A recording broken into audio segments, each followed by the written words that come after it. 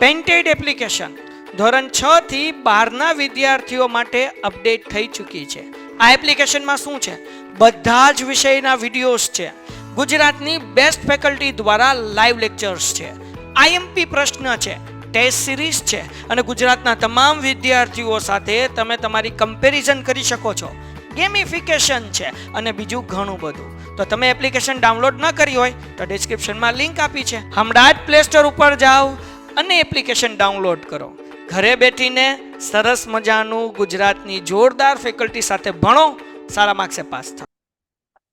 આ હાલી ગયું હતું ઓનલાઈનમાં, પણ આપણે અહીંથી સ્ટાર્ટ કરીએ, બરોબર ને? હવે આ જે ટોપિક છે ને, આ આપણો ત્રીજો ટોપિક છે. એટલે આપણે અહીંયા આપણે સી લખેલું છે, બરોબર ને? ટોટલ ત્રીજો ટોપિક છે. હવે આ ટોપિકની અંદરમાં સૌથી ઇમ્પોર્ટન્ટ છે ને એ આ છે, સારા નેતાના ગુણો. Thank you. જે અહીંયા તમને આપેલું છે સારા નેતાના ગુણો નેતૃત્વમાં, બરાબર? એટલે સૌથી પહેલા અહીંયા આપણે લખવાનું છે મોસ્ટ આઈએમપી. ટોપિકની અંદર આપણે ટોટલ આટલી વસ્તુ ભણવાની છે. નેતૃત્વ કોને કહેવાય, નેતૃત્વના લક્ષણો અને સારા નેતાના ગુણો, બરાબર? તો નેતૃત્વ એટલે આપણી લીડરશીપ. આપણી લીડરશીપ કોણ કરતું હોય? આપણા લીડર કોણ હોય? આપણા ઉપરી અધિકારી આપણા લીડર કહેવાય. તમે મધ્ય સપાટીએ હો તો તમારા લીડર છે એ તમારા ઉચ્ચ સપાટી હોય, અને તમે તળ સપાટીએ હો તો તમારા લીડર કોણ હોય? મધ્ય સપાટી વાળા હોય. એટલે આપણી ઉપર અધિકારી છે ને એ આપણું નેતૃત્વ કરતો હોય. એટલે એ આપણે હુકમોની બધું આપતો હોય, એ પ્રમાણે આપણે એનું કાર્ય કરવાનું હોય. એટલું હોય, બરાબર ને? આની અંદર આપણે સ્ટાર્ટ કરીએ તો સૌથી પહેલા કીધું છે કે જ્યાં વ્યક્તિઓનું જૂથ હોય ત્યાં નેતૃત્વનો પ્રશ્ન ઉભો થાય. એટલે નેતૃત્વ છે ને એ સામૂહિક પ્રક્રિયા છે. એમાં ગ્રુપ જોવે, સામે કોઈ વ્યક્તિ હોવો જોઈએ, બરાબર ને? તો જ નેતૃત્વ થાય, બાકી નેતૃત્વ થાય નહીં. તમે દાખલા તરીકે કોઈ નેતા હો, બરાબર છે? પોલિટિશિયનમાં કોઈ નેતા સામે જનતા જ ન હોય તો, અથવા તમે ટીચર હો સામે કોઈ સ્ટુડન્ટ જ ન હોય તો કહેવાનો અર્થ અહીંયા શું છે કે કોઈ પણ વ્યક્તિ નેતૃત્વ કરતો હોય, લીડરશિપ કરતો હોય, તો સામે એની નીચે અધિકારીઓ, એની નીચે કોઈ વ્યક્તિઓ પણ હોવા જોઈએ. એટલે ગ્રુપ હોવું જોઈએ. નેતૃત્વનું કાર્યમાં ઓછામાં ઓછા બે વ્યક્તિ હોય. એક વ્યક્તિ કે જે નેતૃત્વ પૂરું પાડે છે અને બીજો વ્યક્તિ કે જે સામે છે, જેને આદેશ આપવાનો છે. અહીંયા ઓછામાં ઓછો એક વિદ્યાર્થી હોય તો હું કહું કે ભાઈ આમની નામ ભણો. કોઈ હોય જ નહીં તો, બરાબર છે? તો નેતૃત્વમાં ઓછામાં ઓછા કેટલા વ્યક્તિ હોય? બે. એક આપણે ને એક સામે કોઈ વ્યક્તિ. એટલે નેતૃત્વ શેને લગતું છે? નેતૃત્વની અંદર નેતૃત્વ છે એ જૂથ પ્રવૃત્તિ છે. કેવી છે? એમાં ગ્રુપ હોય, બરાબર છે? તો ઔદ્યોગિક એકમમાં કર્મચારીના જૂથમાં કામ કરે છે અને આ જૂથને નેતાગીરી પાડવામાં આવે છે. નેતૃત્વ પરસ્પર પ્રોત્સાહિત કરવાની પ્રક્રિયા છે. કંપનીમાં ઘણા બધા કર્મચારીઓ કામ કરતા હોય એટલે એ લોકોને એક લીડર હોય. આપણે ઘણા બધા પિક્ચરમાં જોયેલું હોય, બરાબર? ઘણા બધા પિક્ચરમાં આપણે જોતા હોઈએ કે એવો કોઈ એક કંપની હોય, કંપનીમાં 1000-2000 કર્મચારીઓ કામ કરતા હોય, એનું એક લીડર હોય. એટલે કંપનીમાં કોઈ પણ પ્રોબ્લેમ ક્રિએટ થાય તો એ બધા કર્મચારી એના લીડરને વાત કરે ને પછી એ આગળ વાત કરે. અને જો કંપનીના માલિકો ન માને તો લીડર શું કરે? એ આંદોલન કરાવે. આવું ઘણા પિક્ચરમાં આપણે જોતા હોય. તો જ્યાં જૂથ એટલે કે ગ્રુપની વાત હોય ને આ નેતૃત્વની જરૂર છે. નેતૃત્વ દ્વારા વ્યવસ્થા તંત્રની કાર્યક્ષમતા વધારી શકાય છે અને વ્યવસ્થા તંત્રનું માળખું ધબકતું રાખી શકાય છે. નેતૃત્વના કાર્યક્ષમ વ્યવસ્થા તંત્રની આધારશિલા છે અને નેતા તેના વલણ અને વર્તન દ્વારા જૂથમાં અન્ય વ્યક્તિઓને પ્રયત્નોના નિશ્ચિત દિશામાં વાળે છે. અહીંયા નેતા એટલે આપણે પોલિટિશિયનના નેતા હોય ને એની બધાની વાત નથી થતી. અહીંયા નેતા એટલે આપણા ઉપરી અધિકારી, બરાબર? લીડર, જે આપણી આખી ટીમને લીડ કરતા હોય. દાખલા તરીકે તમે કોઈ કંપનીમાં કામ કરો છો, તમારા 20 લોકોની એક ટીમ બનાવી, તમારા 20 વ્યક્તિમાં એક વ્યક્તિને તમારો અધિકારી બનાવવામાં આવે કે જે તમારા હેડ હોય, જે તમને કોઈ પણ પ્રકારની ઇન્સ્ટ્રક્શન આપતા હોય, તે તમારા નેતા છે. સમજાણું? કે જે તમને 20 લોકોની ટીમને આખું લીડ કરતા હોય, કે જે 20 લોકોની ટીમને કોઈ પણ પ્રકારનો કમાન્ડ આપતા હોય કે ભાઈ તમારે આવી રીતના કામ કરવાનું છે કે વોટેવર. તો એ વ્યક્તિ આપણે નેતા છે, જે અન્ય વ્યક્તિને શું કરે છે? અન્ય સભ્યમાં પ્રયત્નોને નિશ્ચિત દિશામાં વાળે છે અને નિર્ધારિત ધ્યેય લક્ષ્યાંકો પ્રાપ્ત કરવા માટે કર્મચારીને પ્રોત્સાહન આપતા હોય, પ્રેરણા આપતા હોય, વિશ્વાસ, માર્ગદર્શન આ બધું આપતા હોય. આ બધા નેતાના ગુણો છે જે આપણે આની પહેલા હમણાં ચર્ચા કરી કે ભાઈ સારા નેતાના ગુણો કેવા હોય. હજી નેતૃત્વ અન્ય માટેનો પ્રેરણા સ્ત્રોત છે.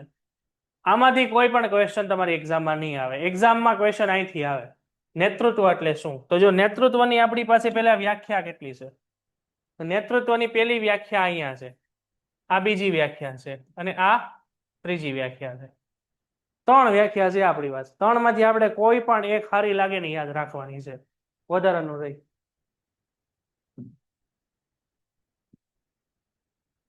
તો સૌથી પહેલા આપણને આપ્યું છે અર્થ. કોઈ પણ ધ્યેયની સિદ્ધિ માટે લોકોને સ્વેચ્છાપૂર્વક પ્રયત્ન કરવા માટે લોકો ઉપર અસર ઉપજાવવાની પ્રવૃત્તિ કે ગુણને આપણે શું કહેવાય? નેતૃત્વ. બરાબર. નેતૃત્વ એ ઘણા બધા પ્રકારનું હોય. તમે તમારા નીચેના કર્મચારી ઉપર તમારો કેટલો પ્રભાવ પડે છે ને એનો આધાર છે કે તમે કેવા સારું નેતૃત્વ નિભાવો છો. બરાબર છે. આપણે બાહુબલી મૂવી જોયું ને બધાએ? જોયું ને? નથી જોયું? જોઈ લેજો. એમાં 2 રાજા છે. કયા કયા રાજા છે? એક ભલ્લાલ દેવ છે અને એક પોતે બાહુબલી છે.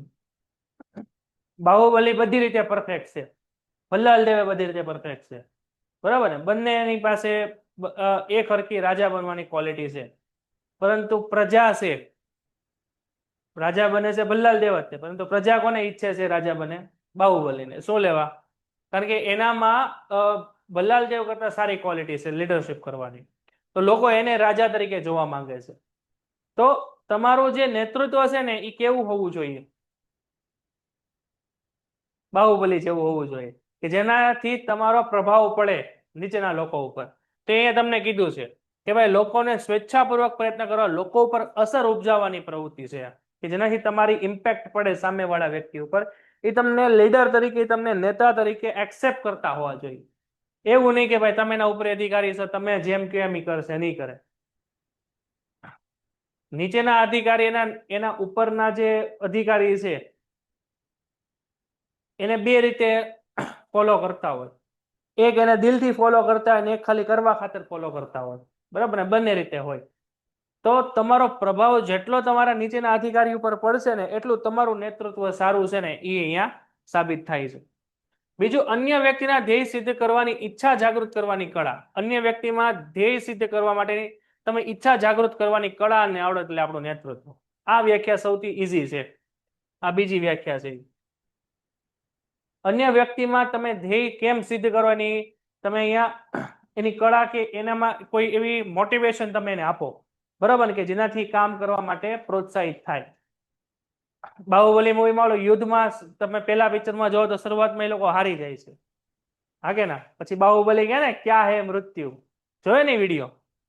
એમાં એને આખું તીર વાગી જાય, પછી કાઢે ને પછી હું જાઉં છું બાદ, પછી એને જોઈને બાકી બધા મોટિવેટ થઈ જાય. તો એ શું છે? આપણે ધ્યેય સિદ્ધ કરવા અન્ય વ્યક્તિમાં ઈચ્છા જાગૃત કરવાની એનામાં કળા છે, કે જેનાથી નીચેના અધિકારીને એટલું મોટિવેટ કરી શકે કે જેનાથી કોઈ પણ ખરાબ પરિસ્થિતિમાંથી પણ લોકો બહાર આવી શકે. એ સારી લીડરશિપ ક્વોલિટી છે. જ્યોર્જ ટેરી આપને એવું કહે છે કે નેતૃત્વ એ જૂથ ઉદ્દેશોની સિદ્ધિ માટે જૂથ સ્વેચ્છાએ પ્રયત્નો કરે એ રીતે કર્મચારી ઉપર પોતાનો પ્રભાવ પાડવાની એક પ્રક્રિયા છે. તમારે અહીંથી યાદ રાખવાનું છે. ઉદ્દેશોની સિદ્ધિ માટે જૂથ સ્વેચ્છાએ પ્રયત્નો કરે અને જેનાથી કર્મચારીઓ ઉપર એનો પ્રભાવ પડે, એ આપણી પ્રવૃત્તિ કઈ છે? તો કે નેતૃત્વની પ્રક્રિયા આપણને જોવા મળે છે. ટૂંકમાં તમે તમારા કર્મચારી ઉપર એક પ્રભાવ પાડી શકો અને એ લોકોને કોઈ પણ કામ કરવાની ઈચ્છા જાગૃત કરો, એ તમારી કળા, એટલે એ તમારું શું થઈ ગયું? નેતૃત્વ. ઉપરોક્ત વ્યાખ્યાના આધારે સ્પષ્ટ થાય છે કે નેતા પોતાના જૂથની એક પ્રભાવશાળી વ્યક્તિ છે, જે કોઈ પણ પ્રકારના દબાણ વગર માર્ગદર્શન અને પ્રેરણા આપીને સ્વેચ્છાપૂર્વક પરિણામો મેળવે છે. આ આવડતને નેતાગીરી કહેવાય છે. જો તમારે ચોથી વ્યાખ્યા બનાવી હોય તો અહીંથી બને. નેતા પોતાના જૂથની એક પ્રભાવશાળી વ્યક્તિ છે, જે કોઈ પણ પ્રકારના દબાણ વગર પોતાના માર્ગદર્શન અને પ્રેરણા આપીને સ્વેચ્છાપૂર્વક ઈચ્છનીય પરિણામો મેળવવા માટે કાર્ય કરે છે. આ નેતૃત્વ કહેવાય. આ ચોથી વ્યાખ્યા બને. હવે આમાંથી કોઈ પણ એક તમારે યાદ રાખવાની છે. આ બીજી વ્યાખ્યા છે ને સૌથી ઈઝી છે. તમે તમારા કર્મચારીઓમાં ધ્યેય સિદ્ધ કરવા માટેની ઈચ્છા જાગૃત કરો, એ તમારી આવડત, એટલે તમે નેતૃત્વ. તમે એને મોટિવેટ કરો છો વન ટાઈપ ઓફ. બરાબર છે? આમાંથી આપણે એક જ માર્કનું આવશે, આમાં બીજું કાંઈ નહીં આવે. આ લક્ષણો છે, ટોટલ કેટલા છે? તો કે 8 લક્ષણો છે. આ 8 લક્ષણોમાંથી તમારે કેટલા યાદ રાખવાના છે? 5. બરાબર છે? બહુ સરળ અને સિમ્પલ લક્ષણો છે. બે લક્ષણો એક હરખા છે. બરાબર. સૌથી પહેલા કે ભાઈ તમે નેતા બનો, તમે લીડર બનો ને તો તમારા નીચેના કર્મચારીઓ તમને એક્સેપ્ટ પણ કરતા હોવા જોઈએ. બરાબર. કે ભાઈ હું ટીચર તરીકે અહીંયા આવું, તમને કોઈ ગમે જ નહીં કે સાહેબ ભણાવવા મજા જ નથી આવતી, તમે એક્સેપ્ટ જ ન કરો. બરાબર. તો એઝ અ ટીચર તરીકે અહીંયા મારો રોલ મારે જેવો નિભાવો એવો નિભાવી ન શકો. સિમ્પલ વસ્તુ છે. તમે કોઈ જગ્યાએ as a leader, as a manager તરીકે વર્ક કરો અને તમારી નીચે 100-200 કર્મચારી કામ કરતા હોય, તમે એને લીડ કરતા હો, તો એ લોકો તમને એક્સેપ્ટ પણ કરતા હોવા જોઈએ as a leader, as a senior. બરાબર છે. તમે રાજા છો તો પ્રજા તમને રાજા તરીકે માનવી પણ જોઈએ.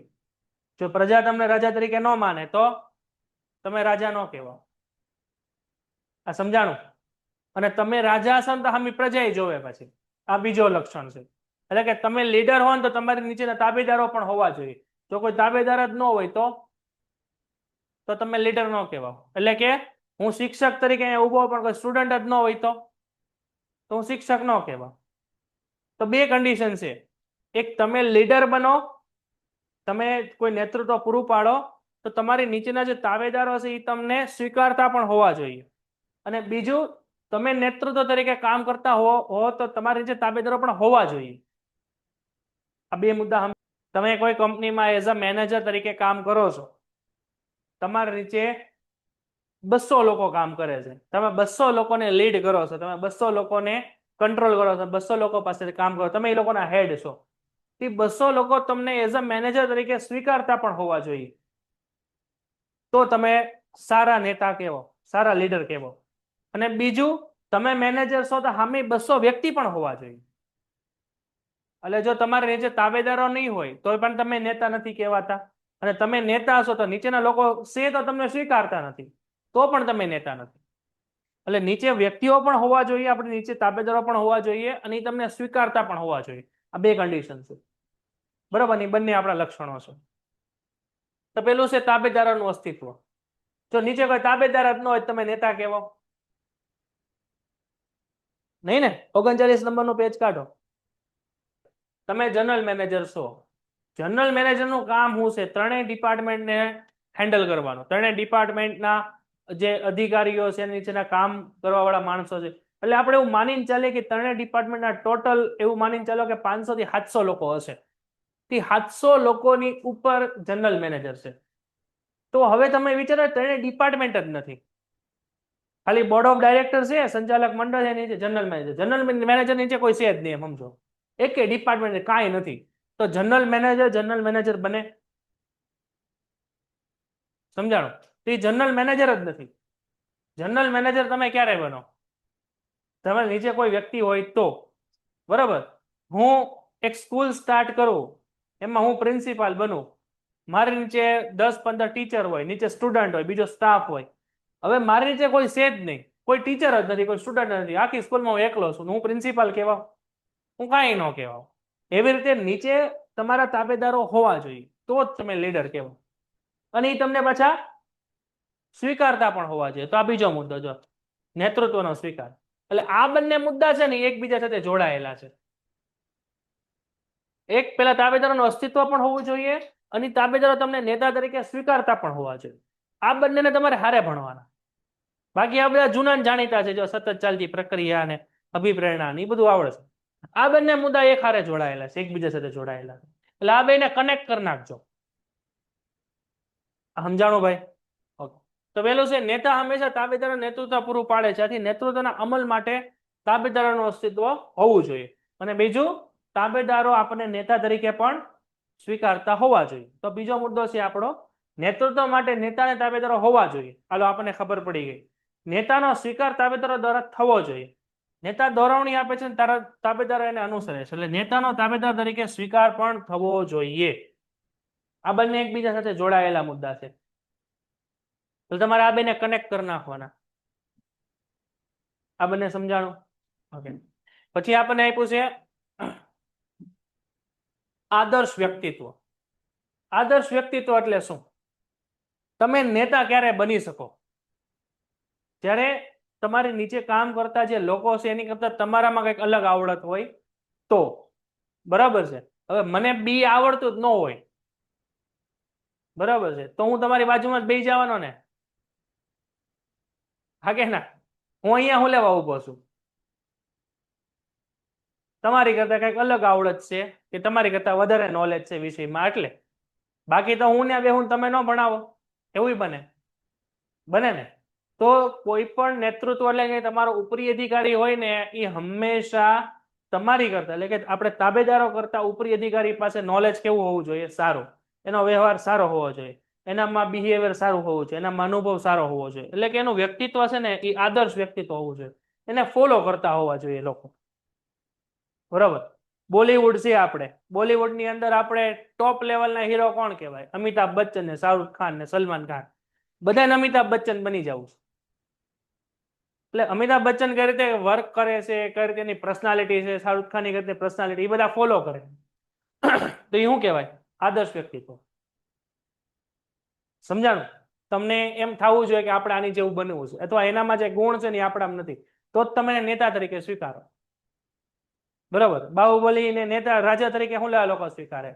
કારણ કે એનામાં એવા ગુણ છે જે બીજામાં નથી, તેનું વ્યક્તિત્વ કેવું છે? આદર્શ. તો નેતા હંમેશા કેવો હોવો જોઈએ? આદર્શ વ્યક્તિત્વ ધરાવતો હોવો જોઈએ. નેતા પોતાના આચરણ અને વર્તણૂકથી પોતાના તાબેદારોને પ્રભાવિત કરે. પોતાનું આચરણ અને વર્તણૂક એટલે પોતાનું જે બિહેવિયર કેવું છે લોકો સાથે, એનાથી લોકો એનાથી એટ્રેક્ટ વધારે થતા હોય. નેતામાં અમુક જન્મજાત લક્ષણો હોય, જ્યારે કેટલાક લક્ષણો એને વિકસાવેલા હોય. આવી ગુણસભર વ્યક્તિ જ નેતાગીરી પૂરી શકે. જો અમુક લક્ષણો એવા હોય કે જે તમને જન્મથી મળતા હોય, બરાબર છે? દાખલા તરીકે તમારા પપ્પા રાજા હોય, તમારા દાદા રાજા હોય, તો તમારામાં રાજાના ગુણ આવી જ જાય, બાય બર્થ આવી જાય, બરાબર છે? તમારા પપ્પા અધિકારી હોય, તમારા દાદા અધિકારી હોય, તમારા કુટુંબમાં બધા અધિકારી જ હોય, તો તમારી પાસે અધિકારી લેવલના લક્ષણો હોય. તમે કઈ ડિસ્કો ન કરતા હોય ઇન્સ્ટાગ્રામ ઉપર, સમજાઈ ગયું? અમુક લક્ષણો એવા હોય કે જે તમને જન્મજાત ન મળતા. દાખલા તરીકે તમારા પપ્પા છે મજૂર છે, તમારા દાદા તો કે મજૂરી કામ કરતા. ટૂંકમાં આપણા આખા કુટુંબમાં કોઈ સારો વ્યક્તિ નથી, એટલે સારી લાઈને નથી, એમ ટૂંકમાં કોઈ ભણેલો નથી કે કોઈ, બધા મજૂરી કામ જ કરતા. હવે તમે દેશના પ્રધાનમંત્રી બનો છો, તો તમારા કુટુંબમાંથી બધા લક્ષણો થાય લીડરશિપના. એ ક્યાંથી આવ્યા છે? તમે તમારા જીવનમાં અનુભવથી, શિક્ષણથી, સારી બુકો વાંચીને તમે ડેવલપ કરેલા છે. તો લીડરશિપના જે ગુણ હોય ને એ બે રીતે આવે, કે બાય બર્થ આવે કે બાય એક્સપિરિયન્સ આવે, બરાબર છે? પછી બીજું આપ્યું છે આપણને સતત ચાલતી પ્રક્રિયા. એમાં શું કીધું છે આપણને? જ્યાં સુધી ધંધાનું એકમ ચાલતું હોય ત્યાં સુધી. આ તો જૂનું જાણીતું જ છે. તાબેદારો નેતૃત્વ આપણે પૂરું પાડવાનું છે. પછી આપ્યું છે કે અવૈધિક અને પ્રભાવિત ઊભું કરી શકે તેવા સંબંધો. જો નેતા હોય ને એના બે પ્રકારના સંબંધ હોય, એક ફોર્મલ અને એક ઇનફોર્મલ, વૈધિક અને અવૈધિક. આપણે 39 નંબરના પેજ ઉપર જે જોયું હતું કે ભાઈ આપણે નીચેના અધિકારી છે એને ઉપરી અધિકારી સાથે વાત કરવી તો સ્ટેપ બાય સ્ટેપ ચાલે, તેને કયા સંબંધ કહેવાય? વૈધિક. અને ઉપરી અધિકારી પણ સ્ટેપ બાય સ્ટેપ નીચેના વ્યક્તિને વાત કરે, અને ડાયરેક્ટ ઉપરી અધિકારી નીચેના વ્યક્તિને મળે તો એ અવૈધિક થાય. તો નેતા છે ને ડાયરેક્ટ પણ નીચેના કર્મચારી સાથે પણ વાતચીત કરી શકતો હોય, અને એ સ્ટેપ બાય સ્ટેપ પણ વાતચીત કરી શકતો. એટલે નેતા છે એના તાબેદારો સાથે બે રીતના સંબંધ રાખતો હોય, વૈધિક અને અવૈધિક બંને.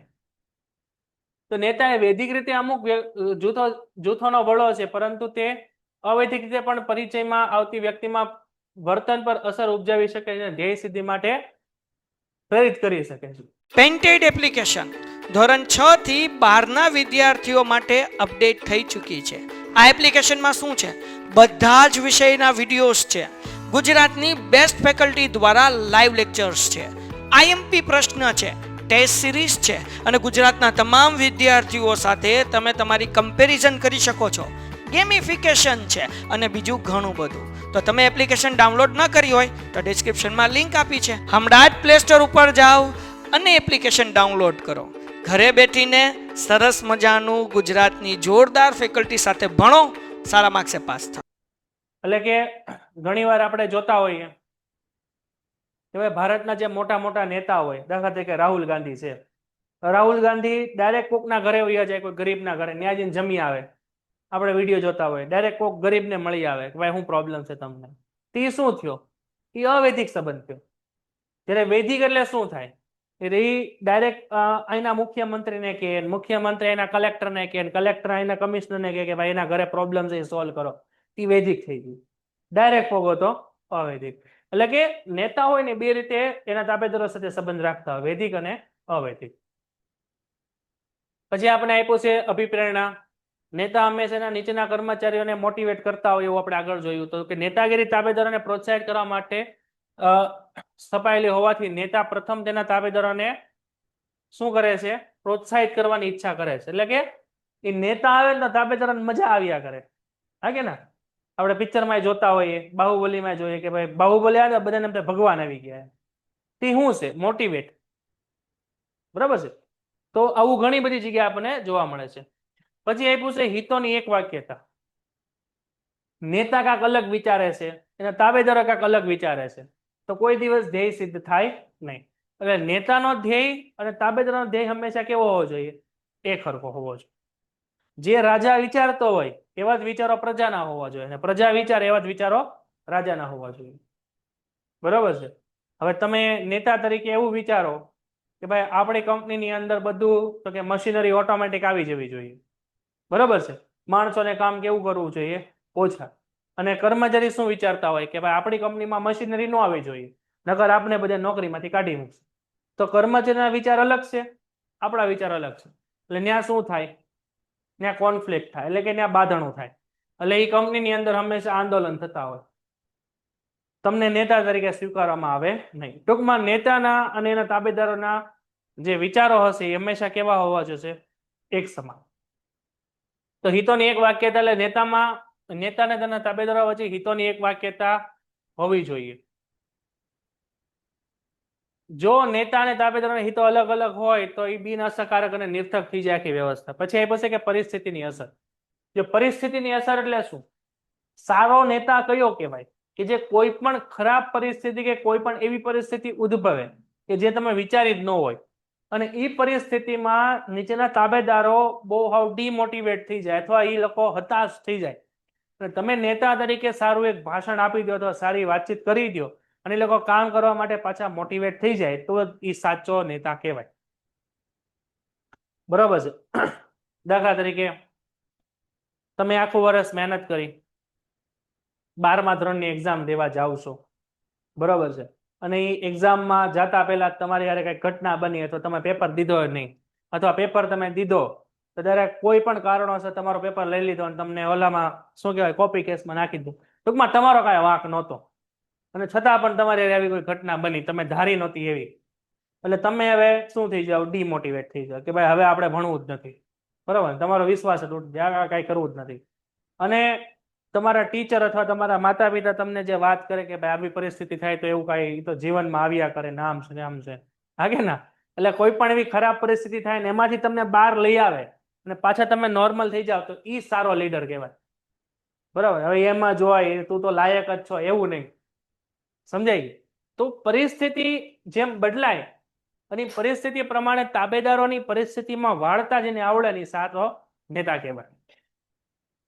તો નેતૃત્વની સફળતાનો આધાર ચોક્કસ પરિસ્થિતિ ઉપર રહેલો છે. જો પરિસ્થિતિમાં ફેરફાર થાય તો નેતાને સફળતા મળતી નથી. એટલે આ અહીંયા તમને એવી વાત કરેલી છે કે નેતાએ જે પ્રમાણે ટાર્ગેટ સેટ કર્યા હોય અને કંપનીને આંતરિક અને બાહ્ય પરિબળો જે અસર કરે અને એનાથી એનો ધ્યેય સિદ્ધ ન થાય તો નેતાના અહીંયા જે ટાર્ગેટ હોય ને સફળ ન થાય. પરંતુ એ પરિસ્થિતિને પાછી આપણી નોર્મલ પરિસ્થિતિમાં લઈ આવે એ સાચો નેતા છે. બરોબર? તમે કાંઈક ધારી હોય કે હું 12માં 98% લઈ આવીશ અને તમને જાતા હોય તો કોપી કેસમાં નાખી દીધા હોય, એનો મિનિંગ શું થયો? કે જો પરિસ્થિતિમાં ફેરફાર થાય તો નેતાને સફળતા મળતી નથી, એટલે અમને સફળતા ન મળે. એટલે કહેવાનો અર્થ હું મેં તમને આખું વર્ષ ભણાવ્યું હોય અને તમારે એવી કોઈ પરિસ્થિતિ આવી ગઈ, તમે એ પરિસ્થિતિમાં આવી ગયા તો અમને સફળતા ન મળે. પછી અમારે શું કરવું પડે? એ પ્રોબ્લેમને આખી સોલ્વ કરવી પડે. તો અહીંયા નેતાના ટોટલ કેટલા લક્ષણો છે? આપણા 8 લક્ષણો છે. એમાંથી તમારે 5 યાદ રાખવાના છે. મારા ખ્યાલથી જો યાદ રાખવા હોય ને તો પહેલા આને યાદ રખાય, આ પહેલો નંબર રખાય, આને બીજો નંબર રખાય, પછી આને ત્રીજો નંબર રખાય, પછી આને ચોથો નંબર રખાય, કારણ કે આ જૂના જાણીતા છે, અને આ 5મો નંબર રખાય. અહીંયા બાહુબલીને યાદ કરે, આ 6ઠ્ઠો નંબર. આમ યાદ રખાય. બહુ સરળ.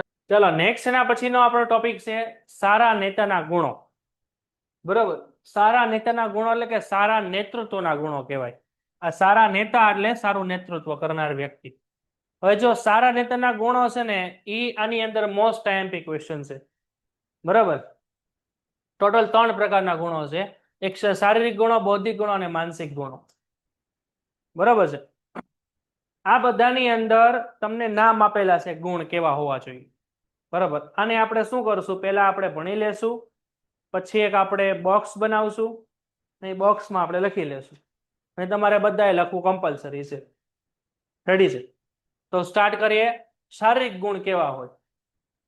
ઉદાહરણ તરીકે નેતા હોય ને એ ફિઝિકલી ફિટ હોવો જોઈએ. એવું નહીં કે ભાઈ એને એક આંખ નથી, અથવા વાતું વાતું ભૂલી જાય છે, અથવા એને બોલતા નથી આવડતું, અથવા એક પગ નથી, એક હાથ નથી, અથવા આખો આમ આવે છે આખો, તો આમ આવીને પછી એમ કે હું નેતા છું, એમ હાલે નહીં. બરાબર, નેતા ફિઝિકલી કેવો હોવો જોઈએ? ફિટ હોવો જોઈએ. તો કઈ કઈ વાતો છે? તો કે નેતામાં શારીરિક તંદુરસ્તી એ પૂર્વ શરત છે. તો અહીંથી હવે આપણે અંડરલાઈન કરવા માંડશું. પહેલું છે એનામાં સારી શારીરિક તંદુરસ્તી, એટલે ઘડીએ ઘડીએ બીમાર ન પડતો હોવો જોઈએ. B12 ની કમી થઈ ગઈ ને નબળાઈઓ આવે છે ને હાલતા હાલતા ઠેર ચડી ગયા ને પડી ગયા ને હાગે ના જરીક પ્રદૂષણ આવ્યું કે જરીક, અથવા તો કે આપણે શું કહેવાય કે ભાઈ એક કઈક એવું પાણી પી ગયા કે કઈક વાતાવરણમાં જરાક ઠંડી લાગી તો બીમાર પડી ગયા, એવા નેતા હાલે નહીં. તો પહેલું શારીરિક ગુણ છે ને સારી તંદુરસ્તી હોવી જોઈએ. બીજું, આ ઉપરાંત એનો શારીરિક બાંધો સારો હોવો જોઈએ, આકર્ષક સૌંદર્ય હોવું જોઈએ, એ શાંત અને આનંદી સ્વભાવ હોવો જોઈએ. બરાબર, તો ટોટલ કેટલા અહીંયા આપણી પાસે શારીરિક ગુણો છે? જુઓ, પેલું સારી શારીરિક તંદુરસ્તી, બીજું શારીરિક બાંધો એનો સારો, આકર્ષક સૌંદર્ય અને શાંત અને આનંદી સ્વભાવ. તો આવો એક નેતા હોવો જોઈએ. બીજું એના બૌદ્ધિક ગુણોની જો વાત કરીએ તો સારા નેતા બૌદ્ધિક શક્તિ ધરાવતો હોવો જોઈએ. કે ભાઈ 10 ને 15 કેટલા થાય? 10 ને 15 ગણતરી ઝડપથી કરી શકતો હોવો જોઈએ. કોઈ વ્યક્તિ શું વાત કરે છે એને ખબર પડતી હોવી જોઈએ. કોઈ વ્યક્તિના બોડીના એક્સપ્રેશન કેવા છે જાણી શકતો હોવો જોઈએ. બરાબર છે? કે કોઈ વ્યક્તિ ઈશારામાં વાત કરે તો સમજી શકતો હોવો જોઈએ. ટૂંકમાં આવા બધા ગુણો એનામાં હોવા જોઈએ. તો ભાઈ સારા નેતા બૌદ્ધિક શક્તિ ધરાવતો હોવો જોઈએ. બૌદ્ધિક ગુણોમાં સૌથી પહેલું નિર્ણય શક્તિ, ડિસિઝન મેકિંગ પાવર, ઝડપથી નિર્ણય લખતો હોવો જોઈએ. લ્યો હું સાહેબને પૂછી લઉં, તો તું નેતા ન કહેવા. બરાબર છે? બીજું, માનસિક ક્ષમતા એનામાં હોવી જોઈએ, એટલે મેન્ટલી એબિલિટી એનામાં હોવી જોઈએ. કોઈ પણ વસ્તુને ટાર્ગેટને ક્લિયર કરવાની એનામાં ગહન શક્તિ હોવી જોઈએ, એટલે કે વ્યવસ્થિત શાંતિથી સાંભળી શકતો હોવો જોઈએ. ઘણા એવા હોય કે તમારું કોઈ સાંભળે જ નહીં, એનું સંભળાવે. પેલા મારું સાંભળ, હું કહું છું, પેલા અમારું તો સાંભળો, એવું ન હોવું જોઈએ. બરાબર, તમે સામેવાળા વ્યક્તિ શું કહેવા માંગે છે સાંભળો, એ પણ તમારામાં એબિલિટી હોવી જોઈએ. વૈજ્ઞાનિક દ્રષ્ટિકોણ હોવો જોઈએ, નવું જ્ઞાન મેળવવાની એનામાં તૈયારી હોવી જોઈએ, એનામાં તર્ક શક્તિ હોવી જોઈએ, દીર્ઘ દ્રષ્ટિ હોવી જોઈએ, અને વિવિધ કૌશલ્ય જેવા કે એનામાં વક્તૃત્વ કળા હોવી જોઈએ, ગણન કૌશલ્ય હોવું જોઈએ, આંતર સંબંધોનું જ્ઞાન હોવું જોઈએ, અને માનવીય કૌશલ્ય હોવા જોઈએ. માનવીય કૌશલ્ય એટલે શું? કે ભાઈ વ્યક્તિઓ સાથે કેવો વ્યવહાર કરવો, 5-10 લોકોની સાથે આપણે ઊભા હોય તો કઈ રીતે બિહેવ કરવું. બરાબર છે? એ બધું એને આવડતું હોવું જોઈએ. ઘણા લોકો 10-15 લોકો ઊભા હોય તો કેમ વાતચીત કરે, કેમ ઉભો રહે ખબર ન હોય, આમ ઊભા હોય, બોલો બોલો, એવા નેતા ન હોય. હાગે ને? એની આમ બોડી એક્સપ્રેશન, વાતચીત કરવાની સ્ટાઇલ ને બધું વ્યવસ્થિત એક જેન્ટલમેન તરીકે હોવું જોઈએ. માનસિક ગુણોમાં સૌથી પહેલાનો પ્રભાવશાળી વ્યક્તિત્વ હોવું જોઈએ. એ આમ હાલીને આવતો હોય તો આમ નેતા લાગવો જોઈએ. બરાબર ને? આમ આમ આવતો હોય, આમ તેવા નેતા ન હોય. બાહુબલી મૂવી જોયું ને, આમ બાહુબલી આમ આવતો ને આમ લાગે રાજા છે એમ. બરાબર? એટલે એ માનસિક ગુણ એના હોવા જોઈએ કે પ્રભાવશાળી, આમ બીજા ઉપર એની ઇમ્પેક્ટ પડવી જોઈએ કે ભાઈ નહીં ભાઈ આ આપણો લીડર છે એમ. હવે લીડર આપણે 10 જણા ઉભા, લીડર દેખાતો ન હોય, લીડર પાછળ કઈક ખૂણા ઉભો હોય, એવો ન હોવો જોઈએ. એનામાં ઉત્સાહ હોવો જોઈએ, સાહસિકતા હોવી જોઈએ, સહકારની એનામાં ભાવના હોવી જોઈએ, એનામાં બુદ્ધિ ચાતુર્ય હોવું જોઈએ, કાર્યસૂચિ હોવી જોઈએ, લાગણી હોવી જોઈએ, અને વિવેક વર્તન હોવું જોઈએ. આ બધા સારા નેતાના ગુણો છે. જો આ બધા ગુણો આપણે બધા યાદ નથી રાખવાના. બરાબર છે? આમાંથી 5-5 ગુણો આપણે બધાને યાદ રાખવાના છે. જો આમાં સૌથી વધારે કેમાં છે જુઓ તો બૌદ્ધિક ગુણોમાં છે. 11 જેટલા છે આઈ થિંક, બરાબર. એટલે આનું આપણે હવે શું કરશું, એક મસ્ત રીતે લિસ્ટ બનાવશું, બોક્સ બનાવશું. એ બોક્સ તમારે તમારી બુકમાં અથવા તમે જે બુક બનાવો છો એમાં અથવા સ્ટીકી નોટ મજા આવે ને, અને એને આવી રીતના જ યાદ રાખવાના છે. કોણે કીધું સર એમ? એને કાંઈ. તો હવે હું તમને લખાવો ને એ રીતે લખવા માંડો. બોર્ડની એક્ઝામ પૂછાઈ ગયો છે, સારા નેતાના બૌદ્ધિક ગુણો જણાવો, જુલાઈ 23. જો આ જે મુદ્દો છે ને, આ તમારે મોસ્ટ આઈએમપી છે હો ને, કારણ કે આમાં સૌથી વધારે લક્ષણો આપણે ગુણો પૂછેલા છે. જુઓ આની અંદર ટોટલ કેટલા શારીરિક ગુણો છે? 6, 7, 8, 9, 10, 11. આમાં કેટલા છે? 8. 1, 2, 3, 4, 5, 6, 7, 8. બરાબર. એટલે આમાં 5, 5, 6, 6 જેટલા તમે લક્ષણો યાદ રાખી લો ને આ બે માંથી, જોકે આમાં તો 4 જ છે. વધારે આ પૂછાય છે, આ જુલાઈ 23 પૂછાઈ ગયો પ્રશ્ન, બરાબર છે. એટલે આ બધું યાદ રાખો. આ બધા 2-2 માર્કના પ્રશ્નો બને, 3 માર્કનો બને. આખો પૂછવો 5 માર્કનો બને. નેતૃત્વ એટલે શું? સારા નીતિના ગુણો જણાવો. આમાં ખાલી નામ યાદ રાખવાના છે, અને આમાં પછી આપણને એમ લાગે કે 4, 5 જ યાદ રહે, 1, 2 નથી આવડતા, તો આપણે રીતે નાખી દેવાના. એ ગુણ જ છે ને, ઘરના નાખી દેવાના 1, 2. એ તમને એટલું વાંચ્યું એટલે તમને અમુક શબ્દ આવડતા જ હોય. રેડી છે? તો અહીંયા આપણું નેતૃત્વ આખું પૂરું થાય છે. હવે આપણે એક જ મુદ્દો બાકી છે, જેનું નામ છે માહિતી સંચાર, કોમ્યુનિકેશન. પેન્ટેડ એપ્લિકેશન ધોરણ 6 થી 12ના વિદ્યાર્થીઓ માટે અપડેટ થઈ ચૂકી છે. આ એપ્લિકેશનમાં શું છે? બધા જ વિષયના વિડીયોઝ છે, ગુજરાતની બેસ્ટ ફેકલ્ટી દ્વારા લાઈવ લેક્ચર્સ છે, આઈએમપી પ્રશ્ન છે, ટેસ્ટ સિરીઝ છે, અને ગુજરાતના તમામ વિદ્યાર્થીઓ સાથે તમે તમારી કમ્પેરિઝન કરી શકો છો. ગેમિફિકેશન છે અને બીજું ઘણું બધું. તો તમે એપ્લિકેશન ડાઉનલોડ ન કરી હોય તો ડિસ્ક્રિપ્શનમાં લિંક આપી છે, હમણાં જ પ્લે સ્ટોર ઉપર જાઓ અને એપ્લિકેશન ડાઉનલોડ કરો. ઘરે બેઠીને સરસ મજાનું ગુજરાતની જોરદાર ફેકલ્ટી સાથે ભણો, સારા માર્ક્સે પાસ થાઓ.